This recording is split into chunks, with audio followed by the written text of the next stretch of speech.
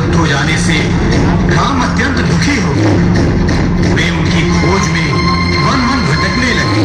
इसी बीच उनकी भेंट महाबली हनुमान से हुई। हनुमान ने राम की मुलाकात वानरराज सुग्रीव से कराई और योजनाबद्ध तरीके से सीता की चारों दिशाओं में खोज आरंभ कर दी। हनुमान स्वयं वायु मार्ग से लंका की ओर चले।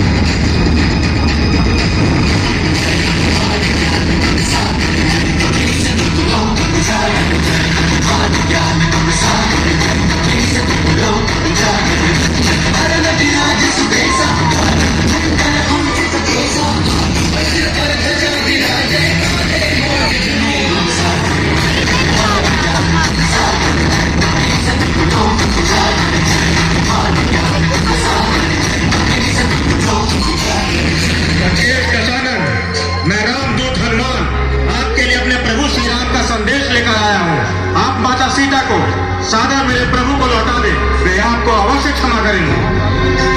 मूर्ख वानर, वनवासियों का दूत, वन की धूल छानने वाला राम इस त्रिकालदर्शी त्रिलोक विजेता रावण को क्षमा दान देगा। उनसे कह दो कि रावण सीता को कदापि वापस नहीं करेगा।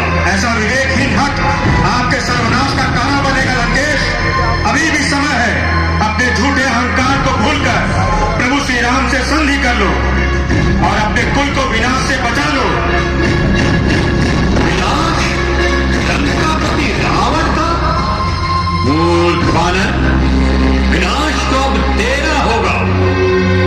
सैनिकों, वानर को उसकी पूंछ अत्यंत प्यारी होती है। लगा दो आग इसकी पूंछ में।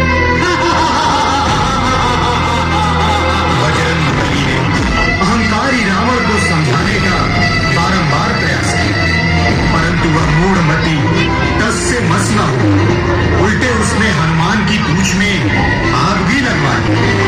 हनुमान जी ने अपनी पूंछ की ज्वाला से संपूर्ण लंका को ही जला डाला। सोने की लंका, रावण के अहंकार ने संधि की संभावना समाप्त कर दी और अंततः राम रावण युद्ध हुआ। राम ने अपनी शक्तियों पर कभी घमंड नहीं किया, तभी तो उन्होंने लंका पर चढ़ाई से पूर्व भगवान शिव का विग्रह तैयार कर आराधना की। राम ने समस्त देवी देवताओं का स्मरण किया और इस धर्म युद्ध में सबका सहयोग मांगा। सागर तट पर राघवेंद्र ने माता की मृणमयी प्रतिमा बनाकर चंडी पाठ किया। आश्विन शुक्ल षष्ठी, सप्तमी, अष्टमी और नवमी को उनकी आराधना की।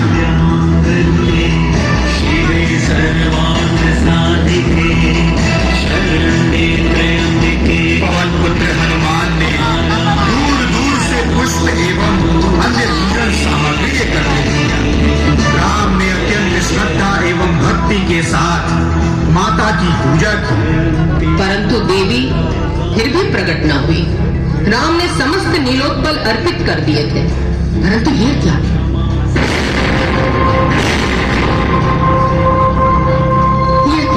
यहाँ तो 108 की जगह 107 ही नीलोत्पल थे। देवी दह में एक भी कमल शेष न बचा था। अब क्या करें? अब क्या करें? चारों ओर हताशा छा गई। राम के नेत्र आंसुओं से भर गए। कातर शब्दों में उन्होंने मां से फरियाद की। ये कैसी परीक्षा माते? अब कहां से लाऊं एक और नीलोत्पल? तुम ही मार्ग दिखाओ मां। कोई बात नहीं, मुझे भी तो लोग नील पद्माक्ष कहते हैं। मैं तो अपना एक नेत्र ही माता के चरणों में अर्पित कर देता हूं। मां, मेरी भेंट स्वीकार करो मां, मेरी भेंट स्वीकार करो।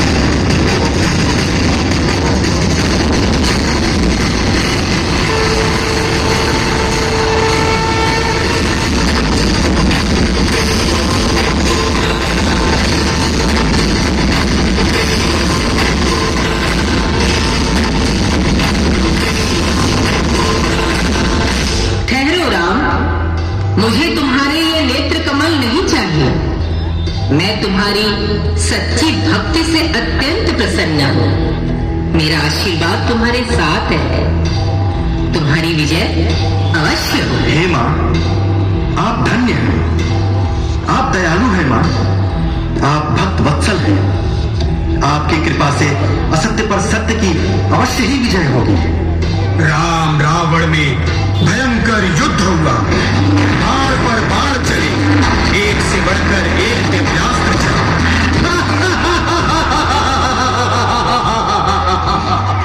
राम, लौट जाओ। मुझसे युद्ध में कभी विजय नहीं हो सकते तुम।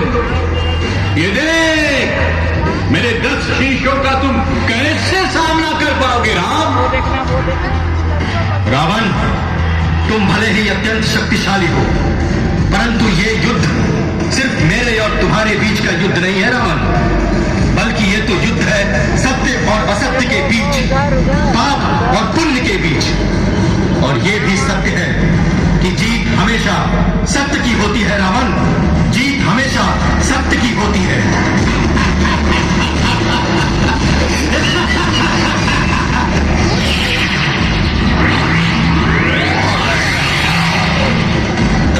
राम,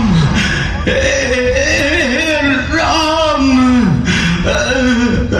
तुम जीत गए राम, तुम्हारी विजय हुई। इस प्रकार माता जगदम्बा के आशीष से राम ने रावण का वध किया। यह दिन विजयादशमी का था। विजयादशमी यानी असत्य पर सत्य की विजय का दिन।